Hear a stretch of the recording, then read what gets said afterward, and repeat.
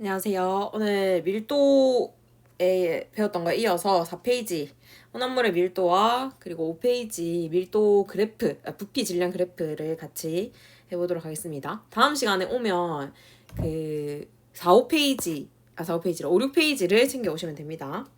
자, 혼합물의 밀도 먼저 볼게요. 혼합물, 이때까지는 그냥 순물질의 밀도를 기준으로 제가 설명을 했었는데, 그 수행평가에서 보면 금속 4가지 종류가 나왔죠. 철, 알루미늄, 뭐였노?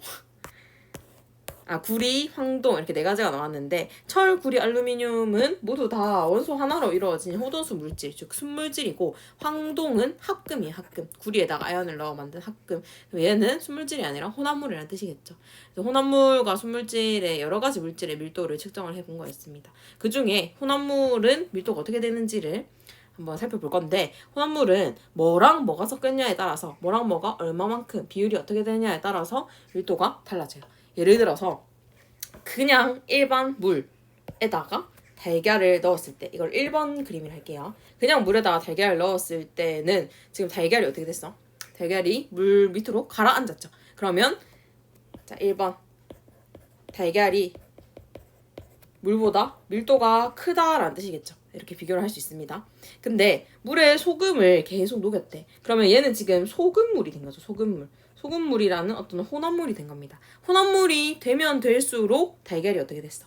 이 3번 그림이라고 할게요. 3번 그림에 가니까 이제 달걀이 떠오르게 됐죠. 달걀이 떠올랐다는 것은 밀도가 어떻게 됐다? 그치. 이 물의 밀도가 달걀보다 더 커졌다라는 뜻이 되겠죠. 그래서 이 물, 소금물의 밀도가 달걀을 넘어섰다. 그래서 이렇게 커진 것이다. 소금을 많이 녹이면 녹일수록, 물에 소금을 녹이면 녹일수록 소금물의 밀도가 커지고, 그 다음에 소금물의 밀도가 달걀의 밀도보다 커지게 되면은 달걀이 떠오르게 됩니다. 혼합물의 밀도는 별로 어렵지 않아요. 이 그림을 보고 해석을 할 줄 알면 돼요. 뭐 2번은 중간 과정이라, 2번 그림 말한 겁니다. 2번은 중간 과정이라 이제 설명에서는 굳이 언급하지 않아도 되고, 1번과 3번 그림을 보면 그냥 일반 물일 때, 그러니까 순물질일 때 달걀이 밀도가 더 컸기 때문에 가라앉아 있었는데, 이제 혼합물이 되면서 소금이 더 많이 첨가되면서 소금물이 되면서 소금물의 밀도가 커져서 달걀이 위로 떠오르게 된다. 됐죠? 이제 넘어가 볼게요. 이 뒷장에 있는 이 그래프가 또 중요한데, 그래프를 한번 살펴봅시다. 탐구 목표는 그래프를 보고 밀도를 비교를 해보는 거예요. 이 그래프는 X축이 부피이고 Y축이 질량인 그래프입니다. 부피, 질량, 부피 이렇게 얘기를 하는데, 보통 그래프라고 하면 이렇게 점만 찍혀 있는 게 아니라 사실 선이 그어져야 진짜 그래프인데, 여기는 좀 계산하기 쉽게, 보기 쉽게 표현하려고 그래프에 점만 찍혀 있는 거예요. 이 그래프를 보고 물질의 밀도를 한번 구해볼게요. 칸이 좀 작아서 그냥 2번 문제는 1번과 연결되는 거거든. 그래서 이렇게 A, B, C, D, E 이렇게 다 적어놓고 한 번에 적어놓고 구하면서 비교를 같이 해볼게요. 자, A 물질의 밀도를 구하려면 부피랑 질량을 알아야겠죠. 부피는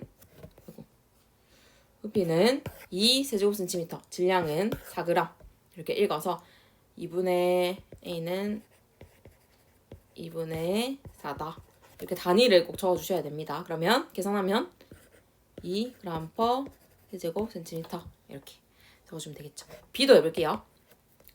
B는 부피가 3세제곱센티미터고 질량이 3g입니다. 부피는 3세제곱센티미터이고 질량이 3g이니까 계산하면 1이죠. 1g per 세제곱센티미터 이렇게 하면 됩니다. C도 해볼게요. C는 부피가 4세제곱센티미터고 질량이 2죠. 이렇게.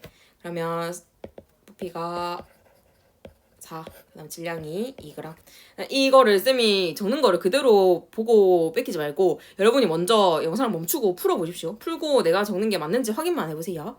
그럼 이거는 2분의 1이니까 0.5g per 세제곱센티미터 이렇게 적으면 되겠죠. 그 다음에 D 좀 지울게. 자, D는 부피가 1, 질량이 2니까 1분의 2 그램. 얘도 2g per 세제곱센티미터가 되고요. 그 다음 마지막 E는 부피가 2, 질량이 1이니까 2 세제곱센티미터분의 1g. 얘도 소수로 적어줄게요. 0.5g per 세제곱센티미터. 자, 이렇게 밀도를 한번 구해봤습니다. 그러면 이 구한 값을 바탕으로 밀도를 이렇게 비교를. 일단 제일 큰 게 뭐죠? 제일 큰 거는 요거지, 요거. 2g인 A랑 D. A랑 D는 제일 큰데 같습니다. 그 다음이 B, 1g. 1g per 세제곱센티미터. 그 다음이 B. 마지막으로 제일 밀도가 작은 것이 C랑 E죠. 0.5g per 세제곱센티미터. C랑 E가 이렇게 된다. 이런 식으로 부등호를 사용해서 비교를 해주면 됩니다. 그러면 여기에서 우리가 찾을 수 있지. 서로 같은 물질을 찾을 수 있습니다. 밀도를 가지고 어떻게 물질을 분류를 할 수 있을까? 한번 잘 생각해 보십시오. 밀도는 양에 관계없이 항상 어떻죠? 일정하죠. 그리고 물질에 따라서 밀도 값이 다 다르다라고 했습니다. 그래서 밀도는 물질의 특성이 될 수 있다 했죠. 그래서 서로 같은 물질을 찾으시오 하면은 사실 뭐 이유를 쓰란 말 없으니까 찾기만 하면 되지만 이유도 같이 써 봅시다. 밀도는 물질의 특성이므로 이 말이 좀 핵심이겠지.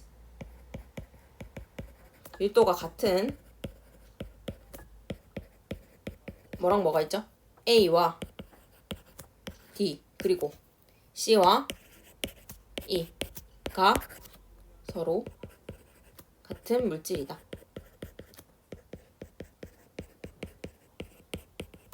이렇게 적어주면 완벽합니다. 그래서 밀도라는 게 물질의 특성이기 때문에 밀도가 같으면 그냥 같은 물질인 것이다. 따라서 A랑 D는 2g per 세제곱센티미터로 밀도 같고 C랑 E도 0.5g per 세제곱센티미터로 밀도가 같기 때문에 서로 같은 물질이다. 이렇게 적어주시면 되겠습니다. 이 페이지에 있는 요 나머지 추가 자료 있죠? 이거는 수업 시간에 와서 한번 해볼 거고 뒤에 있는 6페이지에 있는 문제도 수업 시간에 저랑 같이 해볼게요. 오늘 수고 많으셨습니다.